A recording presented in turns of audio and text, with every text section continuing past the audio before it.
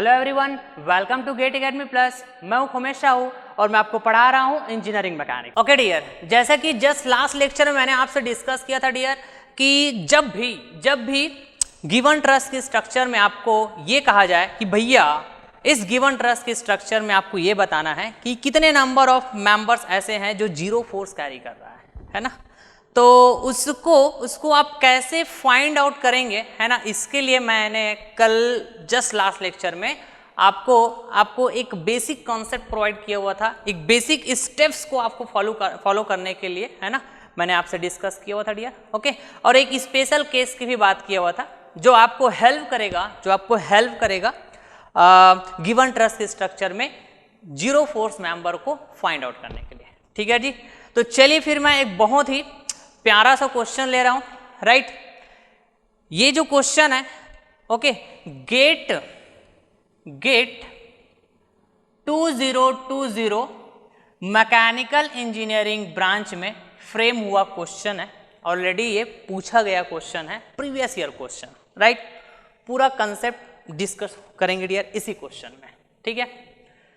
बहुत ही केयरफुली सुनिएगा, एंड तक बने रहिएगा वीडियो लेक्चर के साथ, ओके। और जो भी हमने बातें डिस्कस की हैं जस्ट लास्ट लेक्चर में कि कैसे आपको स्टेप फॉलो करना चाहिए जीरो फोर्स मेंबर्स को डिटरमाइन करने के लिए, ठीक है, उन्हीं सारे स्टेप्स के बेसिस पे ही मैं सॉल्व करने जाऊंगा इस क्वेश्चन को। देखिए जरा, ठीक है। सबसे पहले तो क्या इंफॉर्मेशन दी गई इस क्वेश्चन में, इसको हम लोग रीड करते हैं डियर। ओके, देखिए तो जरा, the member carrying zero force, the member carrying zero force, right, the member carrying zero force, that is nothing but zero force member in the truss as shown in figure। ये देखो, ये जो truss का structure है ना, इसमें आपको zero force members find out करने की बात हुई है डियर। ओके, कि कौन कौन सा मेंबर है इस ट्रस के स्ट्रक्चर में जो जीरो फोर्स कैरी कर रहा होगा। तो आपके पास ऑप्शन भी दिए गए हैं, इस ऑप्शन के अकॉर्डिंग आपको आंसर करना होगा dear. Option A, option B, option C, option D, ठीक है जी। नंबर ऑफ मेंबर्स है, right, A, F, G, H, clear, G, C, F, B, right, H, D, A, B, C, C, D, F, ये सारे members हैं, इस truss structure में मौजूद सारे मेंबर्स हैं। तो आपको जीरो फोर्स मेंबर बताना है डियर। ऑप्शन ए दे के रखा हुआ है, B F and D H only, ठीक है। दो मेंबर में जीरो फोर्स आ रहा होगा, ये option B, B F, D H and G C only, ये थ्री मेंबर में जीरो फोर्स आ रहा होगा, ठीक। सी ऑप्शन ये बोल के रख रहा है कि B F, D H, G C, C D and D E only, ये फाइव मेंबर्स में जीरो फोर्स आ रहा होगा, ठीक। ऑप्शन डी बोल रहा है B F, D H, G C, F G and D H only, ये फाइव मेंबर्स में जीरो फोर्स आ रहा होगा। तो भैया कौन सा ऑप्शन सही है इसमें, एक्चुअली कौन है ना, कितने मेंबर्स में जीरो फोर्स आ रहे हैं और वो मेंबर्स कौन कौन से होंगे as per the given option, ये आपको सेलेक्ट करना है, सेलेक्ट करके आंसरिंग करना है, क्लियर। ओके, और कुछ और भी कंडीशन दिए हुए दिया इस क्वेश्चन में, है ना, तो देखेंगे for any P greater than zero, right, for any P greater than zero, right, with no appreciable deformation, okay, of the truss,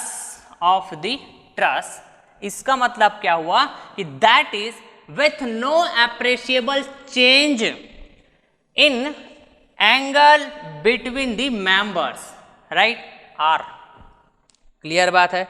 अब ये जो जीरो फोर्स मेंबर्स आपको काउंट करके बताना है डियर, है ना, तो वो किस कंडीशन में, for any P greater than zero. तो सर ये पी क्या है, तो देखेंगे क्वेश्चन में जरा देखिए, तो ज्वाइंट सी में आप देखोगे dear, this is the joint C, यहां पे ना ऐसे एक लोड अप्लाई हुआ है ज्वाइंट सी में, that is nothing but what, P. ये जो पी की वैल्यू है ना, ये जो पी की वैल्यू है this is greater than zero, greater than zero मतलब ये जो लोड की वैल्यू कुछ ना कुछ तो है, मतलब इस ट्रस के स्ट्रक्चर में कुछ लोड अप्लाई हुआ है, जीरो नहीं है ये जो लोड की वैल्यू है कुछ ना कुछ है। अरे बात समझ में क्लियर है जी? ओके फाइन, ये बोल रहा है। तो इस तरह से है ये जो पी लोड है जो जीरो से ग्रेटर है, such that with no appreciable deformation of the truss, that is nothing but with no appreciable change in angle between the members। तो आपको पता है डियर, आपको पता है ना कि हम लोग ऐसे ट्रस स्ट्रक्चर का ही एनालिसिस करते हैं जो कैसा हो, रिजिड हो। जो कैसा हो बताइए तो रिजिड हो। और रिजिड को मैंने डिफाइन किया हुआ था कुछ कंडीशन बेसिस पे कि लोड को अप्लाई करने पर मेंबर्स के बीच किसी भी तरह का कोई डिफॉर्मेशन, कोई रिलेटिव मोशन नहीं होना चाहिए। अब ये देखो डायरेक्ट क्वेश्चन में भी यही बात हुआ है। क्लियर बात है क्या? ओके। और यदि मेंबर्स में डिफॉर्मेशन हुआ, मेंबर्स में किसी भी तरह का कोई रिलेटिव मोशन हुआ या फिर डिफॉर्मेशन हुआ डियर, तो यहाँ पे मेंबर्स आपस में एंड टू एंड कनेक्ट होते हैं, तो यहाँ पे कुछ एंगल होगा, यहाँ पे कुछ एंगल होगा, यहाँ पे कुछ एंगल होगा, यहाँ पे होगा ना। तो भैया डिफॉर्मेशन होगा मेंबर्स या फिर उसमें कोई रिलेटिव मोशन होगा तो एंगल भी तो चेंज होगा ना, राइट। तो यहाँ पे इस बात को भी मेंशन कर दिया डियर, इस बात को भी मेंशन कर दिया है कि ये जो P जो लोड हम जॉइंट C पे अप्लाई किए हैं वो जीरो से ग्रेटर तो है, जीरो से ग्रेटर तो है, मतलब कुछ ना कुछ लोड तो अप्लाई हुआ है सच दैट ओके किसी भी तरह का कोई डिफॉर्मेशन नहीं है इस ट्रस की स्ट्रक्चर में इस लोड P को अप्लाई करने के बाद जो जीरो से ग्रेटर है। इसका मतलब हुआ कि no appreciable change in angle between the member, इसका मतलब ये भी हुआ, ठीक। तो इस कंडीशन में आपको यहां पर है ना members carrying zero force, that is nothing but zero force members को है ना एनालिसिस करना है कि कौन कौन से वो जीरो फोर्स मेंबर है भैया, और ये ऑप्शन देके रखा हुआ है। क्वेश्चन समझ में आ गया क्या? बिल्कुल समझ गया सर। अब चलिए फिर एनालिसिस करने जाते हैं डियर, है ना। अब यहाँ पे है ना जी, देखिए जरा, जिस तरह से मैं इस ट्रस की स्ट्रक्चर को देख पा रहा हूँ, मेरे को ना ये ट्रस की स्ट्रक्चर सिमेट्री दिख रहा है डियर, सिमेट्री दिख रहा है, ठीक है। आप यहाँ पे देखोगे है ना, ये वाले जो मेंबर है इसका जो लेंथ है 1 मीटर है, यहाँ से यहाँ ये जो ए बी मेंबर है 1 मीटर, फिर यहाँ से बी सी ये भी 1 मीटर, फिर ए सी डी 1 मीटर, ये डी 1 मीटर, ठीक है। मेरे को तो लग रहा है सिमेट्री है, देखते हैं आगे समझ में आ जाएगा। तो मैं इसी ट्रस की स्ट्रक्चर को ना है ना यहाँ पर और मैं है ना ड्रॉ किया हूँ डियर, ताकि इधर मैं एनालिसिस करने जाऊँगा जीरो फोर्स मेंबर, राइट। तो स्पष्ट रूप से मेरे सामने रहे ट्रस के स्ट्रक्चर, इसलिए मैं यहाँ पे इस तरह से रखा हूँ। क्लियर है जी? ओके। एक चीज डिफरेंट क्या देख रहे होंगे पता है आप? हिंज सपोर्ट, रोलर सपोर्ट, बिल्कुल क्लियर है। तो हिंज सपोर्ट, रोलर सपोर्ट वाले तो हमने कई प्रॉब्लम की है सर, इसमें नई बात क्या है? तो नई बात ये है डियर, यहाँ पे रोलर सपोर्ट का जो सरफेस है, आ रही बात समझ में? यहाँ पे जो रोलर सपोर्ट का सरफेस है ये हॉरिजॉन्टल नहीं है, ये कैसा इंक्लाइंड है। कैसा है ये? इंक्लाइंड है। क्लियर? और यही रीजन है ना, यही इस क्वेश्चन का ट्रिक है, यही इस क्वेश्चन का कंसेप्ट है डियर, जिसके वजह से ना मोस्ट ऑफ द स्टूडेंट है ना आंसर करने जाएंगे तो नंबर ऑफ पॉसिबिलिटी दिखेंगे ए बी सी डी, ठीक है। सबका अलग अलग आंसर आता है, तो बहुत केयरफुली समझिएगा। मैं एक ही क्वेश्चन कराऊंगा, पूरा कंसेप्ट इसी में डिस्कस होगा, देखिएगा जरा, ठीक है। सबसे पहले तो आपको पता है हिंज सब, जैसे मैं लोड को अप्लाई करूंगा रिएक्शन पिक्चर में आएगा, बिल्कुल क्लियर है आपको, राइट। तो ये हिंज सपोर्ट है डियर, तो ये हो जाएगा आर ए एक्स, ठीक। और ये क्या हो जाएगा बताइए तो जरा, आर ए वाई। बिल्कुल क्लियर है सर, बिल्कुल क्लियर है। नाउ ये रोलर सपोर्ट है तो एक रिएक्शन आता है, that is nothing but perpendicular to the surface, that is nothing but perpendicular to the surface. तो इसका सरफेस कैसा बताइए? ये देखो, ये इंक्लाइंड है क्या, तो मैं इसके परपेंडिकुलर है ना रिएक्शन फोर्स को रिप्रेजेंट करूंगा, एक्सटर्नल सपोर्ट रिएक्शन फोर्स को रिप्रेजेंट करूंगा। किसके परपेंडिकुलर बताइए तो? इसके परपेंडिकुलर, ये इसके परपेंडिकुलर मैं रिप्रेजेंट करूंगा, राइट। अब ये किस ज्वाइंट से कनेक्ट है? ई ज्वाइंट से। तो इस तरह से मैं, आ रही बात समझ में क्या? ये कैसा होगा? परपेंडिकुलर 90 डिग्री है ये, ठीक है, 90 डिग्री है, ओके। क्या हो जाएगा बताइए? ये हो जाएगा डियर आर ई, इस तरह से मैं ऐसा बोल रहा हूँ, perpendicular to the surface, this is the surface and this is perpendicular. Clear बात है क्या? बिल्कुल क्लियर है सर, बिल्कुल क्लियर, ओके फाइन। अब देखिए तो जरा, आपको इतना तो समझ में आ गया होगा यदि आप शुरू से लेक्चर्स फॉलो कर रहे होंगे कि दो लाइन यदि आपस में थीटा डिग्री का एंगल बनाए तो उसके परपेंडिकुलर लाइंस भी आपस में थीटा डिग्री का एंगल बनाएंगे। बिल्कुल सही बात है, बिल्कुल सही बोल रहे हो सर आप। तो देखिए तो जरा, यदि मैं इसको, देखना बड़ा ध्यान से देखिएगा डियर, यहाँ पे जूम करना ना राजू, ये देखिए, इसको यदि मैं एक लाइन बोलूँ, हॉरिजॉन्टल लाइन है ये, और इसको मैं एक लाइन बोलूँ, तो बताइए तो जरा, ये आपस में कितना डिग्री का एंगल बना रहा है? 45 डिग्री का एंगल बना रहा है।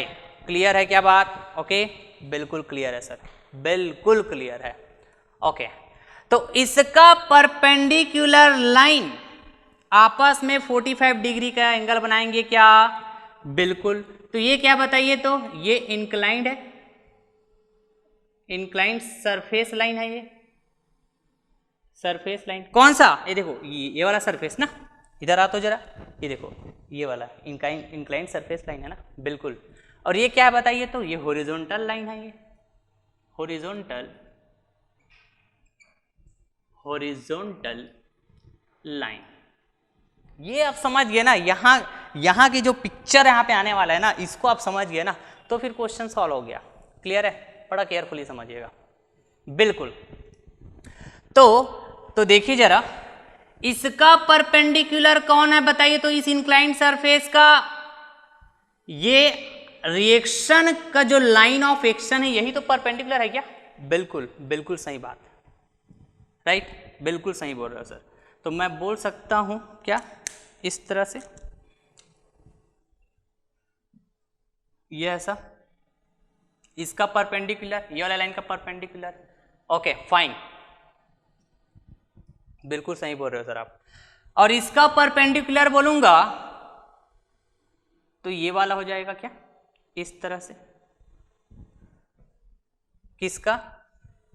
देखो तो, इन दोनों का परपेंडिकुलर देखो जरा ना, ये इसका परपेंडिकुलर हुआ और ये इसका परपेंडिकुलर हुआ। दिस इज हॉरिजॉन्टल लाइन, तो this is vertical line, vertical line.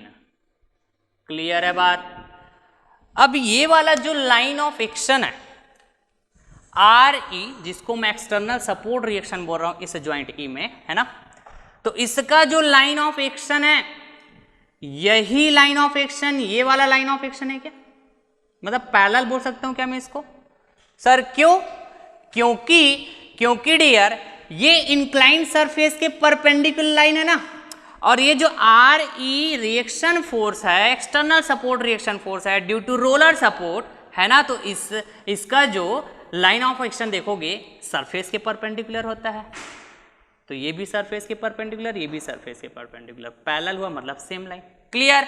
तो कोई भी दो लाइन के बीच आपस में जब भी थीटा डिग्री का एंगल बने, करेक्ट बात है क्या? तो उनके परपेंडिकुलर लाइंस भी आपस में थीटा डिग्री का एंगल बनाएंगे, that is nothing but 45 degree. Clear? Okay fine. तो मैं यहां पे ऐसा बोल पाऊंगा क्या? राइट, ध्यान बिल्कुल भी हटाइएगा मत, ये देखो, राइट। उसके बाद ये देखिए तो जरा, ये ऐसा जाएगा ना आर ई फोर्स का लाइन ऑफ एक्शन। क्लियर है? जो इसी के पैरेलल होगा, तो यहां पर कितना एंगल बनेगा जी? 45 डिग्री एंगल बनेगा क्या डियर? 45 डिग्री एंगल बनेगा क्या? बिल्कुल बनेगा सर, बिल्कुल बनेगा। कितना बनेगा बताइए? 45 डिग्री का एंगल, करेक्ट।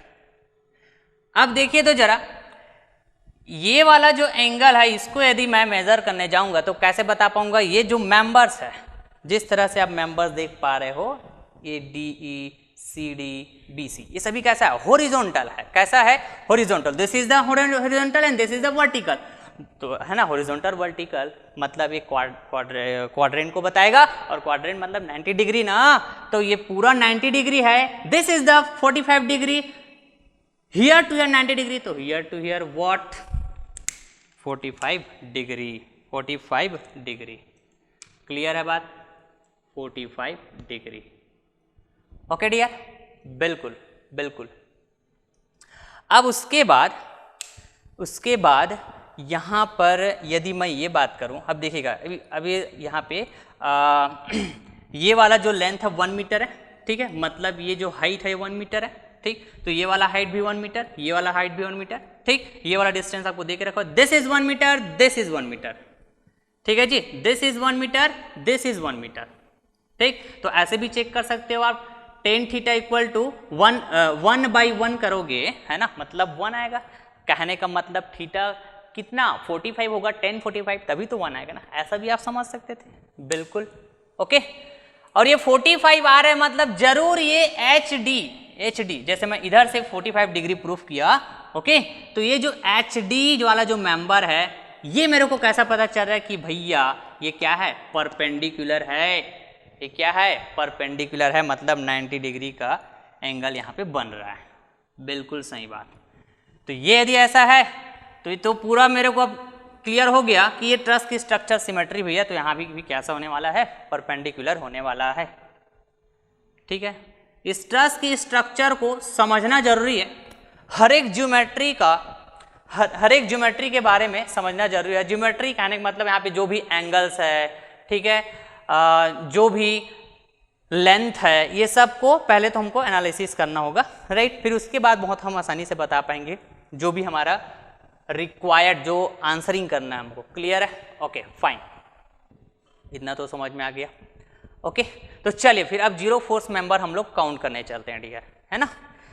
तो जो स्पेशल केस था याद कीजिए, तो स्पेशल केस, राइट, क्या था, यहां पे देखिए जरा, इधर देखिए, ये था मेरे पास एक ज्वाइंट, राइट, इस पर्टिकुलर ज्वाइंट में when three members are meeting at an unloaded joint, when three members are meeting at an unloaded joint, ठीक है। तो देखो तो कितना कंडीशन होता था मेरे पास, दो तरह के कंडीशन बन सकता था ऐसा, ये देखो, क्लियर है, ठीक। Three members are meeting at unloaded joint, इस ज्वाइंट में किसी भी तरह का लोड अप्लाई नहीं हुआ है, clear, out of which two are collinear, collinear कहने का मतलब 180 डिग्री। ये देखो, ये दोनों मेंबर क्या है, कोलिनियर है, ये दोनों मेंबर क्या है बताइए तो जरा, कोलिनियर है ये, ठीक है। यहां भी देखोगे ये वाला मेंबर और ये वाला मेंबर दोनों क्या है बताइए तो कोलिनियर है, यहां भी 180 डिग्री। आप चाहो तो इधर से बता लो, एक ही मतलब है, क्लियर है। तो इस तरह की कंडीशन यदि हुआ कि three members are meeting at an unloaded joint out of which two are collinear, that means the angle between those two lines, right, which are collinear, that is nothing but 180 degree, okay। तो ये जो third member होंगे ना, ये जो third member होंगे, चाहे ये परपेंडिकुलर हो, चाहे ये कुछ एंगल बना रहा हो थीटा, ठीक है, इनमें जो फोर्स होगा वो हमेशा कैसा होने वाला है, जीरो होने वाला है। कैसा होने वाला है, जीरो फोर्स। ये हमने देखा हुआ था, ये हमने देखा हुआ था, क्लियर है क्या बात, ओके। यहां पे क्या होने वाला, F इक्वल टू 0, क्लियर है। तो ये हमारा क्या हुआ, बाय विजुअलाइजेशन, ठीक है। तो मैंने आपको कुछ स्टेप फॉलो करने बोला था डियर, जब भी ट्रस की स्ट्रक्चर में आपको ये बात हुआ कि number of zero force member बताइए आप, तो पहले तो आप विजुअलाइज कीजिए, मतलब by the visualisation, okay, visualisation. Then after that आप फिर क्या कीजिए, ट्राई कीजिए कि आप try to make FBD of joint, that means joint analysis कीजिए। ओके, ऐसी बात किए थे। तो चलिए पहले हम लोग विजुलाइज करते हैं, और विजुलाइज करेंगे मतलब हम लोग स्पेशल केस के बारे में बात करेंगे, स्पेशल केस के बारे में बात करेंगे। ठीक, चलिए काउंट करते जाते हैं, देखिएगा ध्यान से सुनते जाइएगा। This is the joint B. इस ज्वाइंट बी में आप देखोगे डियर 3 मेंबर्स मीट कर रहे हैं, और ये जो ज्वाइंट बी है ये कैसा है, अनलोडेड है। दैट मीन्स है ना, इसमें जो थर्ड मेंबर होगा उसको उसमें जो फोर्स आएगा क्या होने वाला है, 0 आने वाला है थर्ड मेंबर में। तो सर थर्ड मेंबर कौन सा होगा, तो पहले तो ये चेक कीजिए कि 3 मेंबर्स में out of 3 members 2 members collinear होना जरूरी ना, तो this is the collinear A B B C collinear, और ये क्या हुआ बताइए, तो वो थर्ड मेंबर है। ठीक, जिसमें हम स्पेशल केस के अकॉर्डिंग बात करते हैं कि उसमें फोर्स क्या होगा, 0 होगा। लेकिन ऑलवेज रिमेंबर ये अनलोडेड ज्वाइंट होना चाहिए है ना, जिससे तीनों मेंबर कनेक्ट है। तो बिल्कुल मैं कह पाऊंगा कि this member will carry 0 force. ठीक है, ओके फाइन, आगे बढ़ते हैं। यहां पे आइए तो जरा जी ज्वाइंट पे, तो जी ज्वाइंट पे देखोगे एफ जी जी एच, फिर से 2 कोलिनियर मेंबर हुआ, और एक थर्ड मेंबर भी इससे कनेक्टेड है जी ज्वाइंट से। क्लियर बात है क्या, और इस जी ज्वाइंट को देखोगे ये अनलोडेड भी है, सारे कंडीशन सेटिस्फाइड हो रहे हैं। Okay, for the special case, तो यहां भी मैं कह पाऊंगा क्या डियर, यहां भी मैं कह पाऊंगा क्या, ओके, कि ये जो जीसी मेंबर है इसमें फोर्स क्या आने वाला है बताइए, तो 0 आने वाला है। क्लियर बात है क्या, या फिर सीजी मेंबर। ठीक, और यहां यदि मैं इस मेंबर का ओरिएंटेशन इस बात करूं कैसा है, ये भी कैसा होने वाला है, परपेंडिकुलर होने वाला है ड्यू टू सिमेट्री। सिमेट्री पता चल गया ना हमको। क्लियर, अब देखो ना यहां पे देखते जाइएगा, यहां पे देखिएगा। ओके, चलो एक और बात कर लेता हूँ यहाँ पे। ये देखिए एक तो और बचा हुआ है ना, बाय द विजुअलाइजेशन अभी कंप्लीट नहीं हुआ है।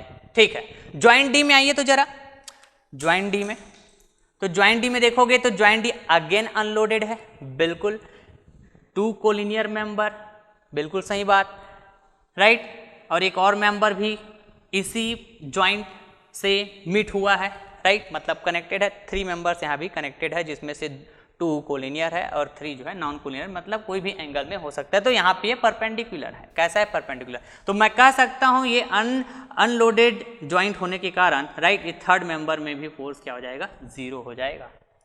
क्लियर बात है। तो बाय द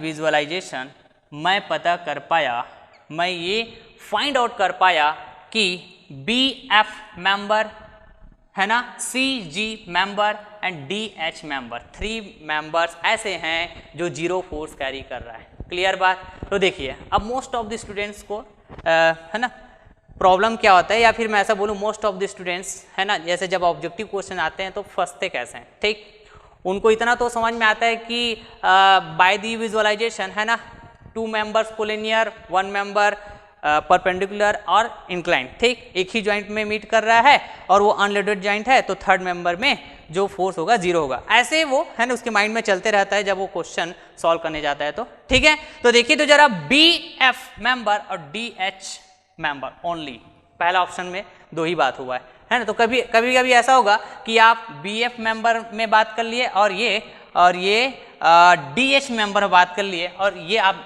देखना ही भूल गया कौन से मेंबर है, जीसी मेंबर में। तो फट से आपका जवाब क्या हो जाएगा बताइए, तो sir A is the correct option, A is the correct option. Clear. तो क्या ये सही है, क्या अभी नहीं है, मैं बोल रहा हूं ये सही नहीं है। ठीक, और दूसरा स्टूडेंट ऐसा भी होगा, ठीक है, कि बाय द विजुअलाइजेशन है ना, ये 3 केसेस को देख पाएगा जिसमें है ना ये 0 फोर्स मेंबर दिखेगा। ठीक है, कौन सा, ये जीसी वाला भी देख पाएगा जी। जो पहला वाला कैटेगरी के जो स्टूडेंट है वो भूल गए, तो दूसरे कैटेगरी के स्टूडेंट ऐसे होंगे जो इसको देख पाएगा। ठीक, आ रही बात समझ में। तो सेकंड कैटेगरी के जो स्टूडेंट होंगे है ना, उसके अकॉर्डिंग क्या होगा कि कि सर BF CG और DH, BF CG और DH या फिर GC बोलिए, एक ही मतलब होता है। ये 3 मेंबर्स ऐसे होंगे जो जीरो फोर्स कैरी कर रहा होगा। तो आप बोलोगे sir option B is correct, option B is correct, ठीक है। तो मैं फिर बोलूंगा this is not correct. Clear? Sir ऐसा क्यों? ऐसा इसलिए क्योंकि सिर्फ आप बात कर रहे हो बाय द विजुअलाइजेशन। अरे बस समझ में, बाय द विजुअलाइजेशन। भैया आप ज्वाइंट में जाके तो चेक करके देखो, आप ज्वाइंट में जाके चेक करके तो देखो, मे बी पॉसिबिलिटी कि कुछ और भी मेंबर्स पिक्चर में आ सकते हैं जो जीरो फोर्स कैरी कर रहा हो। चेक करते हैं, ठीक है। तो देखिए जरा, ठीक, मैं बात करता हूं, है ना, यहां पे आइए। यदि मैं ज्वाइंट ई में बात करूं, ठीक है, ज्वाइंट ई में बात करूं, ओके, तो देखिए जरा यहां पे ये देखिए, तो ये GH क्या है बताइए? GH नहीं है, HE, ई ज्वाइंट में, यहां अलग से दिखाता हूं मैं, देखिए जरा, ये ई ज्वाइंट की बात करता हूं मैं, ओके, वेरी केयरफुली ना, ये ई ज्वाइंट की बात कर रहा हूं मैं, ई ज्वाइंट, बिल्कुल। तो ई ज्वाइंट में मैं फोर्सेस देखूंगा तो कौन कौन से फोर्सेस आएंगे, देखिए तो जरा, DE यहां पे, ठीक है, DE, ओके, ब्लैक कलर से बता रहा हूं मैं, ये हो जाएगा आपके पास DE, FDE, कौन से ज्वाइंट की बात कर रहा हूं? ई ज्वाइंट ना, ई ज्वाइंट, तो FDE। क्लियर? इतना तो आपको आता है, ऐसा मैं मान के चलता हूं। ऐसा मान के चलना भी नहीं भैया, आना चाहिए आपको, इतना सारा प्रॉब्लम किए हैं, है, इतने बेसिक से मैंने आपको बताया ज्वाइंट मेथड, ज्वाइंट एनालिसिस करना, ठीक है। तो ये हो जाएगा FDE। क्लियर बात? बिल्कुल क्लियर। फिर ये बताइए तो EH है ना, EH मेंबर है ये, ओके। तो EH मेंबर कैसा था बताइए? ऐसा था, लाइक दिस। तो FEH,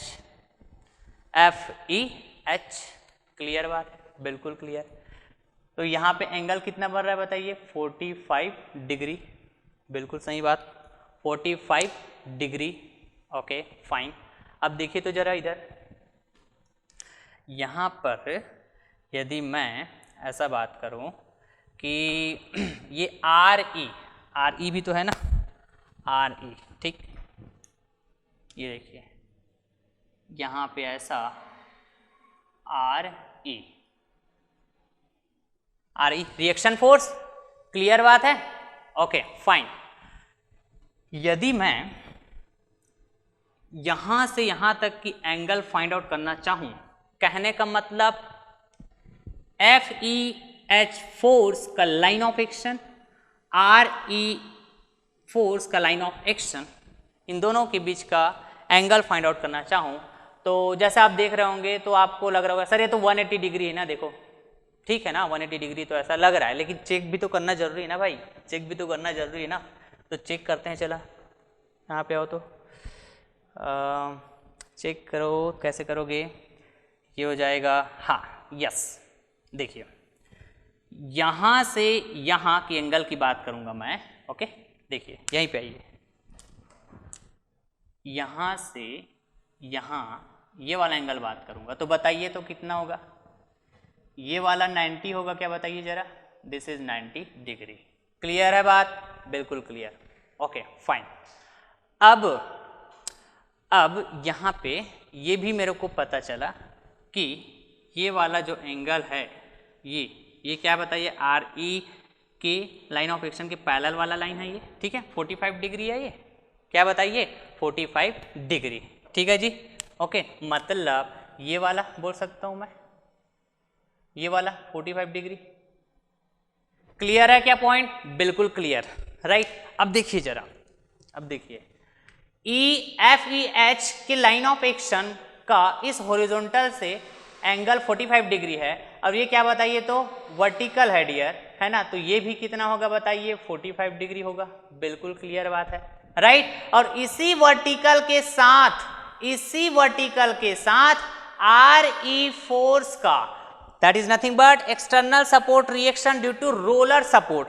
आर ई के लाइन ऑफ एक्शन भी आप देखोगे, this is nothing but R E external support reaction, okay, and this is its line of action. तो इसका एंगल भी देखोगे किसके साथ, इस वर्टिकल लाइन के साथ। कितना बताइए तो 45 degree.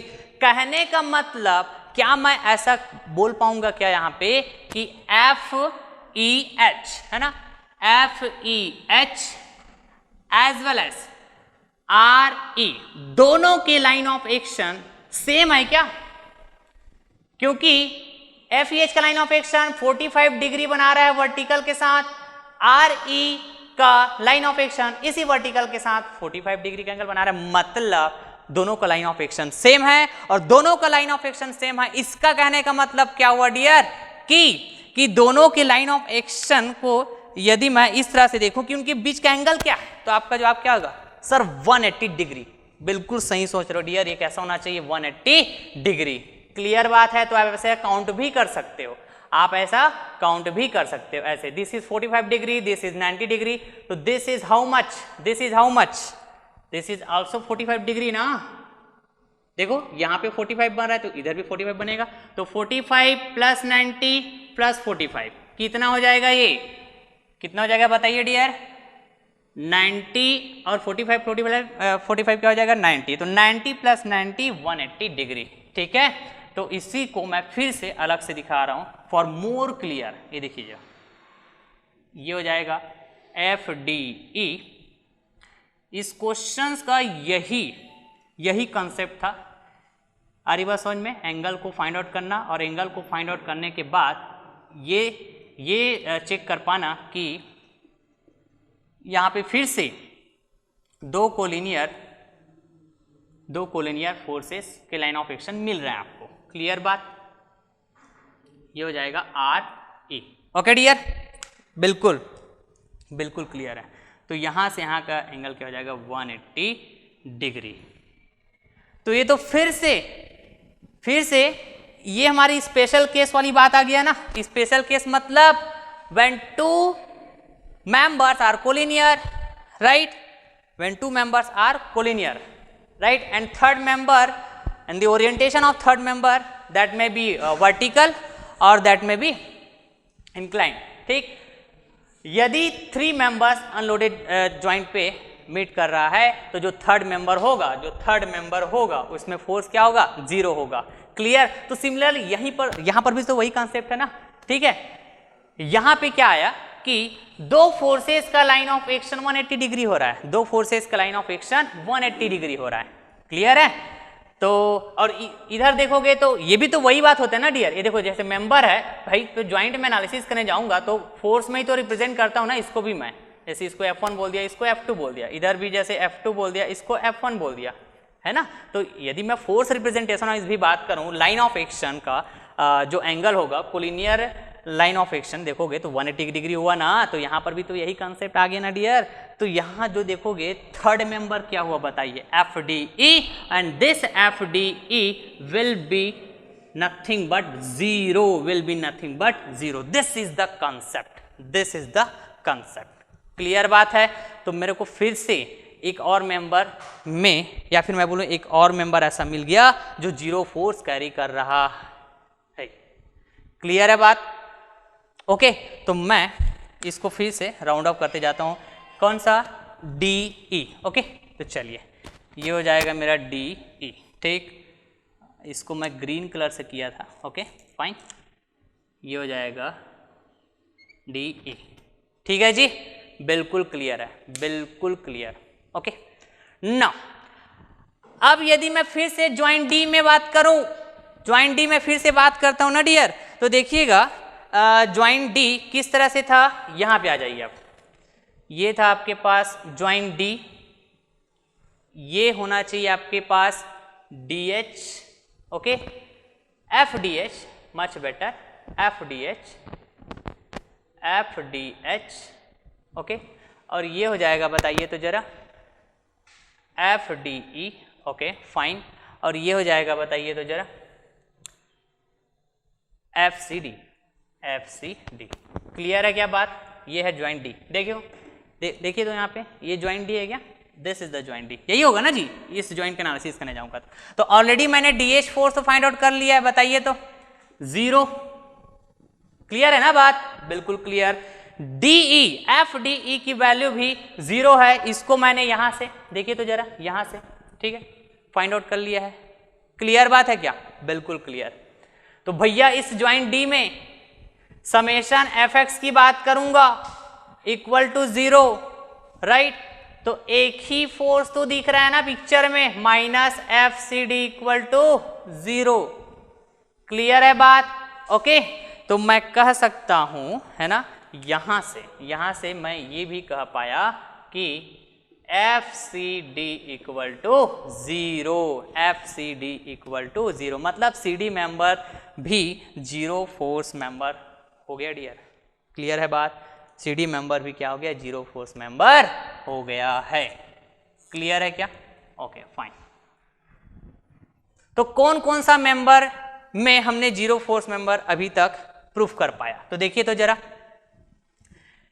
B F C G D H C D D E, right.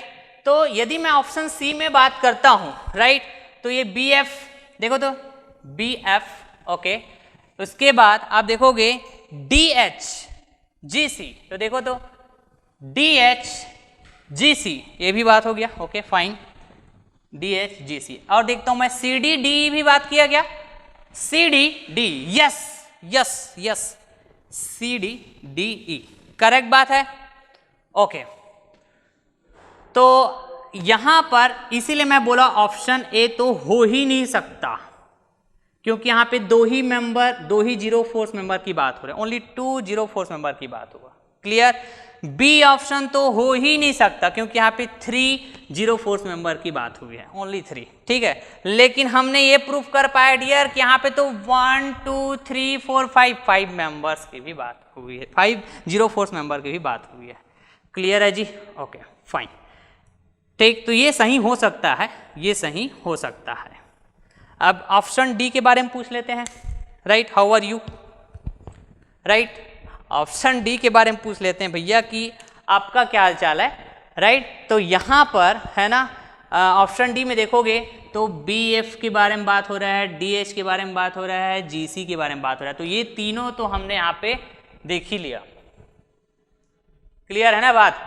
अब ये एफ जी और जी एच के बारे में यदि मैं यहाँ पे क्लियर कर पाऊँ कि भैया एफ जी और जी एच मेंबर में फोर्स कैसा आ रहा है, 0 आ रहा है कि नॉन 0 आ रहा है, तो मैं बिल्कुल बता पाऊंगा क्या। तो देखता हूं मैं एफ जी और जी एच कहां पर है, यहां पर है ना डियर, यहां पर है ना, ओके। ये देखो, ये एफ जी और ये जी एच, ठीक, कौन से ज्वाइंट पे बात हो रहा है, जी ज्वाइंट पे, ठीक। तो इसमें जी सी मेंबर में तो मैंने बात कर ही लिया है, ओके फाइन। तो देखिए जरा इसके बारे में भी बात कर लेते हैं, कौन से ज्वाइंट की बात करूं मैं, यहीं पे बात कर लेता हूं, ठीक है। आप सीक्वेंस से नोट कीजिएगा जब भी नोट करोगे, ठीक है जी। जी पॉइंट, जी ज्वाइंट एक्चुअली, तो जी ज्वाइंट में देखो तो जी, ये है जी ज्वाइंट, ठीक है,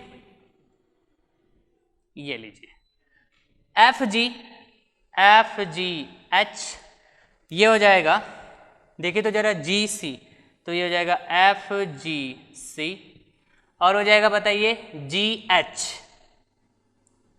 जी एच बोलता हूँ सॉरी ना, इधर वाला क्या आएगा एफ जी एफ, ऐसा बोलूंगा ना जी, एफ जी, ऐसा है ना, मेंबर कौन सा है यहाँ पे, एफ जी, ऐसा बोलूं क्या, एफ जी बात हुआ ना यहाँ पे, एफ जी, तो एफ जी मेंबर ये हुआ, राइट। तो force in F G member, clear बात है, बिल्कुल clear.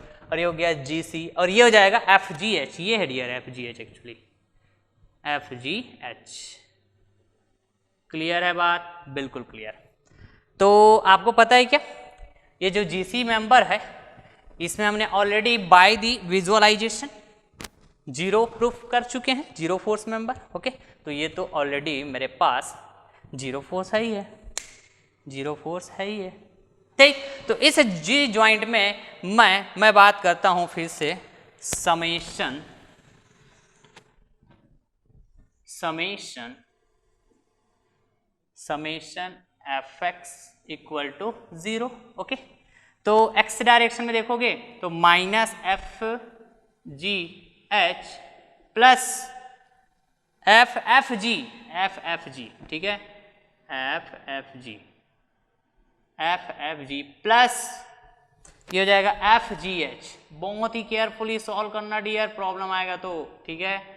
Most of the students mistake करके आते हैं जीरो फोर्स मेंबर काउंट करने का जब प्रॉब्लम आता है उसमें, इसलिए मैं बड़ा आराम से बता रहा हूँ आपको, ठीक। तो यहाँ पे आप देख पाओगे F G H equal to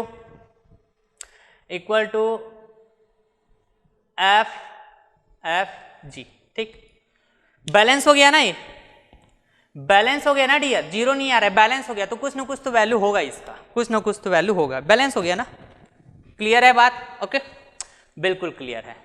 तो जिस तरह हमको ऑप्शंस दे के रखा हुआ है, राइट, एफ जी और जी एच जीरो फोर्स मेंबर तो हो ही नहीं सकते, ये बैलेंस हो गया ना यहाँ पे। क्लियर? आ रही बात समझ में? तो मैं कह सकता हूं option D will be incorrect, most appropriate answer will be the option C. Clear है क्या बात? क्लियर है जी। तो आप चाहो तो और भी मेंबर्स में आप चेक कर सकते हो, हर एक जॉइंट में जाके एनालिसिस कीजिएगा, ठीक है। कुछ ना कुछ आपको मतलब हर एक मेंबर्स में, या फिर मैं बोलूं हर एक जॉइंट में जाके एनालिसिस कीजिएगा, सभी मेंबर्स में आप पता कर पाओगे कि भैया कौन सा मेंबर जीरो फोर्स कैरी कर रहा है एक्चुअल में कि नहीं। क्लियर है? आ रही बात समझ में? तो as per the given question आपको चेक करना होगा, राइट। यहाँ पर जिस तरह से ऑप्शन दिया हुआ था, है ना, उस हिसाब से मैं चेक करूंगा कि कितने कितने मेंबर्स हो सकते हैं, कौन कौन से मेंबर हो सकते हैं। क्लियर है बात? आप चाहो तो हर एक जॉइंट में जाके चेक कर सकते हो। तो थोड़ा सा बात करें क्या यहाँ पे? चलिए ठीक है, यहाँ तक तो कोई दिक्कत नहीं है आपको, बिल्कुल नहीं होना चाहिए दिक्कत, ठीक। सबसे पहले यदि मैं ज्वाइंट ए में जाऊं तो ज्वाइंट ए में ये आर ए एक्स की वैल्यू बात करूं तो मेरे को समझ में आ रहा है इसकी वैल्यू क्या होने वाला है, जीरो होने वाला है आर ए एक्स की, ठीक है। आर ए एक्स की वैल्यू जीरो होने वाला है। सर ऐसा क्यों? क्योंकि हम एक्सटर्नल सपोर्ट रिएक्शंस को कैसे फाइंड आउट करते हैं जी? यहाँ पे स्टैटिक इक्विलिब्रियम इक्वेशन लगाते हैं होल ट्रस की बॉडी, होल ट्रस की स्ट्रक्चर को एक बॉडी कंसीडर करते हुए, तो R A X R A Y आएगा, ठीक है। तो हॉरिजॉन्टल डायरेक्शन में कोई फोर्स है ही नहीं है और कुछ इसको बैलेंस कर दे, इसलिए क्या हो गया, आर एक्स हो जाएगा जीरो। आर एक्स को बैलेंस करने के लिए कोई फोर्स है ही नहीं ना डियर, कोई फोर्स है ही नहीं है। नो, यहाँ पे फोर्स है, जीरो नहीं हो सकता, कुछ ना कुछ वैल्यू होगा। सर क्यों? यही तो गलती करते हैं ना, देखिए मैं भी गलती कर रहा था। आर एक्स की वैल्यू जीरो नहीं होगा, आर एक्स की वैल्यू जीरो नहीं होगा, क्योंकि डियर, क्योंकि इस R E support reactions force का दो कंपोनेंट आएंगे ना, दो कंपोनेंट आएंगे ना डियर। कितने कंपोनेंट आएंगे बताइए? तो दो कंपोनेंट। तो इसका जो हॉरिजॉन्टल कंपोनेंट होगा इसको बैलेंस कर देगा, मतलब कुछ ना कुछ वैल्यू होगा, कुछ ना कुछ वैल्यू होगा। क्लियर बात? बिल्कुल clear. Similarly R A Y है ना, आर ए वाई और इसका वर्टिकल कंपोनेंट और ये जो लोड है ये भी बैलेंस हो जाएगा, इसका भी कुछ ना कुछ वैल्यू मतलब आपको मिलेगा, आप सॉल्व करके देखेंगे तो, ठीक है। आ रही बात समझ में? अब इस ज्वाइंट में जाएंगे, राइट, ज्वाइंट एनालिसिस करोगे, कुछ ना कुछ इसका भी वैल्यू आपको दिखेगा, क्योंकि ये बैलेंस हो जाएगा, इसका जो कंपोनेंट है वो बैलेंस होगा। इसका चाहे आप कॉस कंपोनेंट बात करो, चाहे आप साइन कंपोनेंट बात करो, ठीक है। हॉरिजॉन्टल में भी फोर्स है, वर्टिकल में भी फोर्स है ना, बैलेंस हो जाएगा, मतलब जीरो तो हो ही नहीं सकता। यहाँ पे आओगे जरा, यहाँ पे देखोगे, राइट, तो ठीक है। अच्छा, यहाँ पे आओगे तो ये वाला मेंबर फोर्स तो जीरो है, बिल्कुल सही बात, लेकिन इस मेंबर का दो कंपोनेंट बनेगा, इस मेंबर का दो कंपोनेंट बनेगा, मतलब मेंबर फोर्स का, ठीक है। तो ये वाला भी कनेक्ट है, इस ज्वाइंट से ये वाला मेंबर भी कनेक्ट है, ये वाला मेंबर भी कनेक्ट है, करेक्ट। तो इनके कंपोनेंट्स जो है आपस में बैलेंस हो जाएगा, मतलब कुछ ना कुछ वैल्यू होगा, कुछ ना कुछ वैल्यू होगा। क्लियर है बात? बिल्कुल क्लियर। ऐसे चेक करते हैं डियर हम लोग, ओके। इधर की बात कर लो फिर से, है ना, ज्वाइंट बी में बात करोगे, ओके, तो ये तो जीरो हो गया, है ना। ज्वाइंट बी की बात तो शायद मैं कर ही चुका हूं, मैं नहीं किया हूं। तो यहाँ पे ये एफ ए बी और एफ बी सी बैलेंस हो जाएगा आपस में, summation F X equal to 0 की बात करोगे तो। क्लियर है जी? ओके, तो एक चीज आप हमेशा ध्यान रखिएगा, ओके, जैसे मैं यहाँ ज्वाइंट जी से सॉल्व किया, ज्वाइंट मेथड से, है ना, फिर ज्वाइंट एनालिसिस किया, जीसी मेंबर में भैया फोर्स की वैल्यू क्या आया? 0 आया। जीसी मेंबर में फोर्स की वैल्यू क्या आया? 0 आया। कैसे? है ना, summation F Y equal to 0 करूंगा तो जीसी वर्टिकल डायरेक्शन में एक ही फोर्स दिखेगा ना डियर, ओके। लेकिन आप सी ज्वाइंट में, जी ज्वाइंट से चेक ना करके सी ज्वाइंट में जाते हो, ठीक है, तो ये कैलकुलेशन वाला पार्ट है, फिर है ना, कैलकुलेशन वाला पार्ट आ गया। हम तो बाय द विजुअलाइजेशन देखे थे। तो यहां से यदि आप सॉल्व करेंगे इस जीसी मेंबर में फोर्स, है ना, इधर भी दिखेगा एफ जी सी और इधर भी दिखेगा एफ जी सी। आपको पता है ज्वाइंट मेथड में हमने नंबर ऑफ क्वेश्चन सॉल्व किया है, बिल्कुल। तो इधर से यदि 0 आ रहा है इधर से, तो इधर से भी 0 आना चाहिए। This is very most important fact point. Clear बात है? आ रही बात समझ में?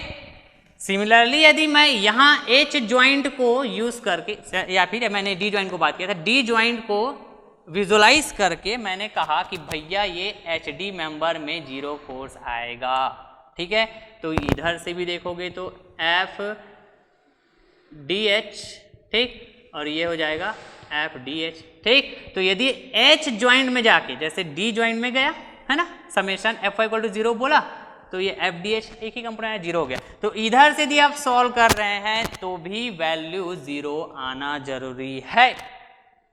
और ये तभी पॉसिबल है जब गिवन ट्रस का स्ट्रक्चर परफेक्ट है, राइट, एज वेल एज यदि परफेक्ट भी है तो इसके साथ साथ ये भी होगा, as well as your calculation must be correct. आपका कैलकुलेशन करेक्ट होना जरूरी है, किसी भी तरह का कोई मिस्टेक नहीं होना चाहिए, प्लस वाइज माइनस वाइज, है ना, रिजोल्यूशन वाइज। क्लियर है बात? तो मैंने तो इसीलिए मैं ज्वाइंट मेथड को इतना आराम से पढ़ाया ना, मैं आपको नंबर ऑफ क्वेश्चन इसलिए सॉल्व कराया डियर, क्योंकि ना 0 फोर्स मेंबर्स काउंट करना, है ना, this is basically based on the method of joint, based on method of joint, क्योंकि हम लोग बाय द विजुअलाइजेशन भी कर रहे हैं। इसका मतलब क्या हुआ, ज्वाइंट मेथड से तो किए ना, प्रूफ किए थे, आपको याद होगा तो कल के जस्ट लेक्चर में, लास्ट लेक्चर में, ठीक है। Try to make a video of joint बोलो तो ज्वाइंट एनालिसिस से तो बोल रहा हूं ना, ओके। तो ये था डियर पूरा का पूरा कंसेप्ट, ओके। तो हमेशा ध्यान रखिएगा डियर, है ना, कि आप सिर्फ बाय द विजुअलाइजेशन ओनली, है ना, आप कभी ऐसा नहीं बोलेंगे कि yes B F D H only, right, B F D H and G C only, इस तरह से नहीं बोलेंगे, है ना। आप ज्वाइंट टू ज्वाइंट जाके चेक करोगे, जैसा आपको ऑप्शन में दे के रखा हो, इस मेंबर्स में जाके चेक करोगे डियर, ओके। तो आप और भी मेंबर्स में चेक कर सकते हो, ठीक है। आ रही बात समझ में? तो जैसे जैसे आप चेक करते जाओगे आपको देखो आपको ये देखने को मिलेगा कि या तो बैलेंस हो जाएगा फोर्सेस, ओके, या तो फिर डायरेक्ट 0 आएगा। तो हमको मतलब रहेगा 0 वाले से, किससे मतलब रहेगा?